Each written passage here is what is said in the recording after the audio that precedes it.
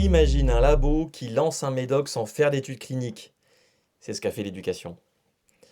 Juste, mets-toi dans la place de Sanofi qui lancerait un nouveau médicament sur 200 000 patients français, mais sans avoir fait d'études cliniques. Pas de groupe témoin, pas de protocole. C'est clair, le PDG, il va en prison directe. C'est immédiat et c'est automatique. Sauf que si tu remplaces le médicament par un outil pédagogique IA, le résultat est catastrophique. Et l'opération s'appelle MIA Seconde, déployée en septembre 2024 sur 200 000 lycéens dans 16 académies, avec un coût entre 30 et 50 millions d'euros d'argent public. Le rapport officiel de l'Inspection générale de l'éducation, en juin 2025, le confirme noir sur blanc. Aucun protocole d'évaluation contrefactuel préalable. Ça veut dire pas de groupe témoin, pas de mesure de départ. Dans la pharmacie, le domaine de la pharmaceutique, ça s'appelle un essai sans bras contrôle. C'est illégal depuis 1962.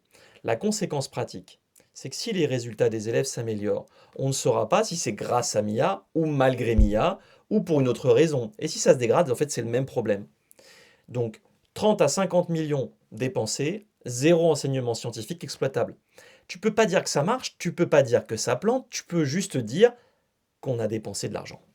En pharma, ça s'appelle un Me Too Without Evidence. En santé publique, ce serait scandaleux. En éducation, c'est la routine. Et le truc fou, c'est qu'on a une méthode, laissée randomiser contrôler, donnée à un prix Nobel d'économie à la française, Esther Duflo, en 2019, qui nous dit que le coût d'une évaluation rigoureuse, ça voudrait dire entre 0,5 et 2% du coût du dispositif. Pour MIA, ça aurait coûté entre 150 et 1 million d'euros. Le prix d'une note de frais ministérielle. Refusé. Pourquoi? Parce que ça aurait fait perdre du temps. Et le temps politique, c'est plus cher que le savoir scientifique.